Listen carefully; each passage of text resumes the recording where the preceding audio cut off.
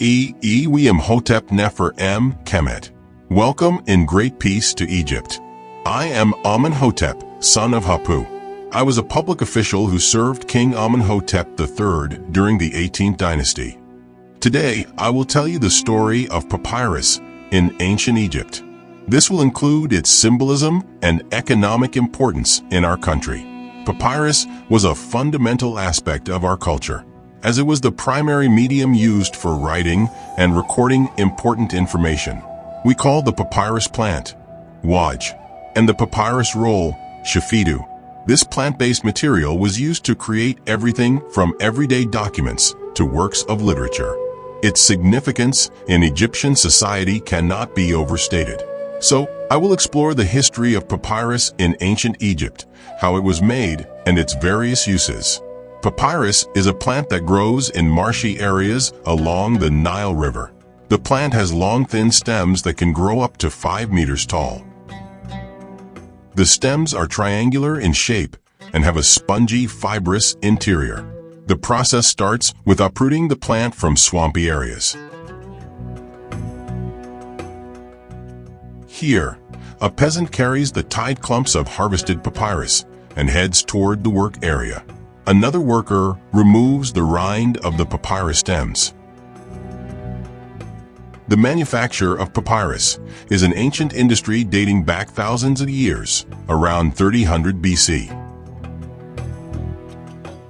The word papyrus is a Greek word from the ancient Egyptian word papyra, which means the great house, a title for the royal palace, as manufacturing papyrus sheets was a royal monopoly. In modern English, the word papyrus became the word paper. So whenever you say the word paper, you are actually pronouncing the word, the pharaoh. Egypt gained the fruits of exporting papyrus sheets and rolls to the whole world. Unfortunately, we didn't leave detailed scenes that can describe the papyrus making technique. This was routinely practiced as part of normal activities with a long tradition. Now you know how we could make papyrus scrolls from the writings of classical writers such as Herodotus and Pliny the Elder. Herodotus, the Greek historian who lived in the 5th century BC, mentioned that the Egyptians would begin by cutting the stalks of the papyrus plant into thin strips. The strips will then be soaked in water. They would then lay these strips out side by side, with another layer of strips laid on top of them at a right angle.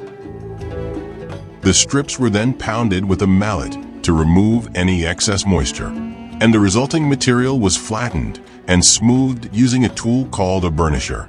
This process would be repeated until a sheet of the desired size was achieved. Once the sheet was complete, it would be pressed to remove excess water and then left to dry in the sun. Herodotus also noted that the Egyptians would sometimes apply a glue made from the root of a plant to the sheets to make them smoother. Most probably, the glue is made of gum arabic. The papyrus strips were glued together to create a long, continuous sheet, which was then rolled up and tied with a string. Some of the tools used in this process included knives for cutting the reeds, hammers for pounding the strips together, and weights for pressing the sheets. Pliny the Elder was a Roman author and naturalist who lived in the 1st century AD, long after the heyday of ancient Egypt. He mentioned that the Egyptians would harvest the papyrus plant from the Nile Delta region, where it grew abundantly in marshy areas. They would cut the stalks into thin strips and soak them in water to soften them. Then, they would lay the strips out on a flat surface, overlapping them slightly to create a sheet. Once the sheet was complete, the Egyptians would press it to remove excess water and then allow it to dry in the sun. Finally, they would polish the surface with a smooth stone or shell to create a smooth writing surface. Pliny also noted that the quality of the papyrus varied depending on the age of the plant, with younger plants producing finer and more delicate sheets. However, he did not mention the step of using glue. Overall, Pliny's account provides a glimpse into the labor-intensive process of making papyrus in ancient Egypt, which was an essential material for recording and preserving knowledge in the ancient world. The result was a sturdy, flexible material that could be used for a variety of purposes. The cultivation and manufacture of papyrus came to an end with the use of other materials, such as leather, parchment, and finally, cheap Chinese papers. In the 60s of the 20th century AD, Hassan Ragab, a brilliant Egyptian engineer and archaeologist, succeeded to replant the papyrus and invoke its abandoned industry. Dr. Ragab is known for his research on papyrus and his efforts to revive its production in modern Egypt. He founded the first papyrus institute to produce papyrus again. The new papyrus sheets were given to competent artists who would make beautiful paintings inspired by our ancient Egyptian culture. The idea of Hassan Ragab became widely spread. Many papyrus centers have been then opened.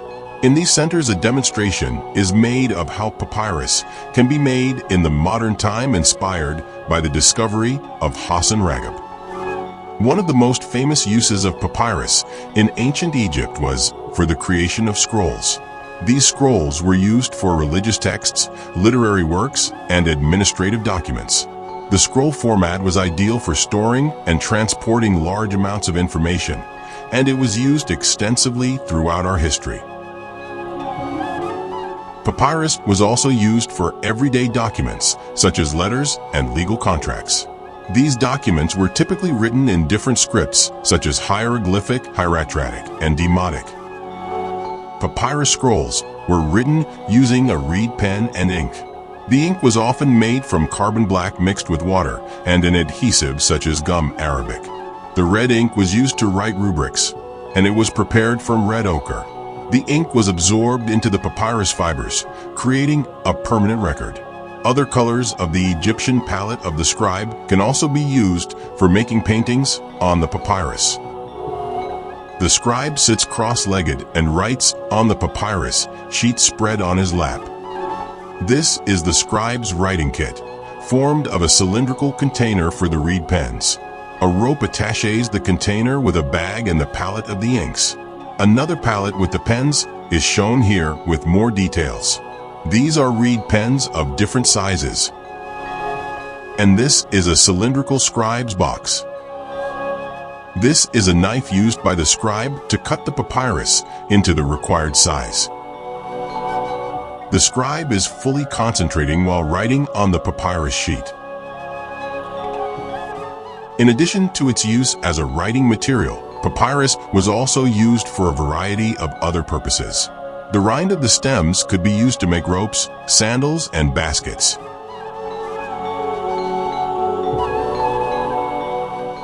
The leaves were used to make mats and other household items. Papyrus was even used in the construction of boats, as the stems were lightweight and buoyant. Here are representations of how papyrus boats were manufactured. The boat is finally ready for sailing. These are some model wooden boats found in the collection of Maquetra. This is a simple papyrus boat of a fisherman sailing alongside a large speedboat on the Nile. As the importance of papyrus in ancient Egyptian society grew, so did the demand for the material. Papyrus workshops sprang up throughout the country, and the process of making papyrus became a highly specialized craft. Papyrus scrolls were prone to decay and damage by moisture or insects over time. However, some papyrus scrolls have survived for thousands of years due to their preservation in dry environments, such as in tombs or buried in the sands of Egypt. Papyrus scrolls were stored in special containers, such as wooden boxes or clay jars. So, these are boxes in which magical papyrus rolls were kept.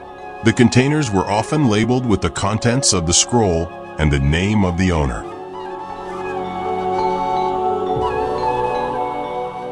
Papyrus scrolls were also stored in libraries, such as the Library of Alexandria, and libraries affiliated to temples. However, only a small fraction of the original material has survived to the present day. Papyrus scrolls were used to record a wide range of information, including religious texts, literary works, administrative documents, personal letters, and more. Here are some examples of the kept heritage of ancient Egypt. That is a plan of the tomb of Ramesses VI displayed on a papyrus sheet. That is an ancient Egyptian mining map for Ramesses IV's quarrying expedition in the 12th century BC. This is a satirical papyrus showing a lion playing a scenic game with a gazelle. A wolf is leading a herd of goats and even playing music for them. A cat is orchestrating a group of ducks. A mathematical papyrus is showing some problems and their solutions. This is a damaged version of an erotic papyrus that shows pornographic and sexual scenes. This is a copy of the Court of Judgment. This is part of the Admonitions of a Pure. The Admonitions of a Pure is a powerful warning against the dangers of societal breakdown and the importance of maintaining social, moral, and spiritual values. He witnessed the chaos that led to the fall of the Old Kingdom. This is part of what you call Edwin Smith Papyrus. It dates back to the 16th century BCE. It is an important historical document that provides valuable insights into the medical and surgical practices and knowledge of ancient Egypt. It highlights the importance of careful observation and examination in diagnosis and treatment and demonstrates an impressive understanding of what you know as human anatomy and physiology. The ancient Egyptians used for writing other materials such as stone, wood tablets, parchment, and ostraca. But still, the most important and practical material that kept their heritage was the papyrus. Papyrus making is a complex and time-consuming process that requires expertise in all aspects, from the cultivation and harvesting of plants to the manufacture of scrolls. This was a state-run enterprise, at least in the later periods of Egyptian history. This intensive labor activity required significant officials to run the process. The supervisors of the papyrus industry in ancient Egypt were responsible for overseeing the production of papyrus, from cultivation to processing and distribution. They would ensure that the workers were following proper procedures and that the quality of the papyrus was up to standard. These supervisors were known as scribes of the House of Life. Additionally, there were laws governing the use of papyrus. For example, it was illegal to use papyrus for non-official purposes without permission from the authorities. This was to ensure that the supply of papyrus was not depleted and that it remained available for important official documents and records. Parchment gradually superseded papyrus as the most popular material for writing.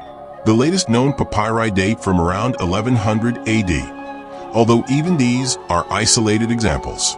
The large plantations in Egypt which used to cultivate high-grade papyrus for manufacture disappeared, and wild papyrus also began to disappear as the climate of Egypt slowly changed. During the 8th century, Chinese paper spread to the Islamic world, replacing papyrus. Arab merchants transferred it from China to the whole world. This is the oldest surviving book on paper that dates back to 240 AD. Many myths are featured with papyrus fields and plants. However, the most popular myth is that of Osiris, Isis, and Horus. The story goes like this. Osiris was murdered by his brother Seth, and Isis hid their son Horus in the papyrus marshes. The papyrus reads, "Protect the child and mother from Seth." Indeed, papyrus is connected with maintaining Egypt's social order and harmony and became the symbol of Lower Egypt. The papyrus and the lotus form the sign SYMBOLIC, the symbol of united Egypt. The papyrus plant had a strong impact on ancient Egyptian architecture, like columns. Their capitals took their form in what is known as papyriform columns that first appeared in the time of the 5th dynasty, Old Kingdom, about 2400 BC. This is the colonnade of the Ramesseum with the papyriform columns and an open bud capital. That is a papyriform column with a closed bud capital from the Luxor temple. The shafts of the columns either represent a singular plant in a circular form or a bundle of plants in a ribbed form. The ancient Egyptians believed that the first creation started from a primordial ocean, where the first mound emerged. The great creator stood on this mound to start the process of creation. The papyrus marshes represent this first creation, where the essential elements of life reside there. That is why the lower walls of all temples represent the papyrus thickets from where life and creation started. Papyrus was also the medium of the New Testament in the early Christian centuries and other Christian texts as well. 2,000 years ago, papyrus making was a booming industry monopolized by the pharaohs and later the Ptolemaic kings. Papyrus was made by highly skilled craftsmen working with a specially cultivated strain of papyrus that was bred to produce high-quality writing material. Papyrus scrolls played a crucial role in the preservation of ancient Egyptian culture and knowledge. The golden age of papyrus cultivation and scroll making came to an end when parchment and Chinese paper replaced Egyptian papyrus. Despite their susceptibility to decay and damage, many papyrus scrolls have survived to the present day and continue to provide valuable insights into the world of ancient Egypt. Make sure to tune into my next videos. If you have any thoughts or questions, add them to your comments. Kindly press the like, share, and subscribe buttons. I'm PHARAOH and see you in the next episodes. Thank you.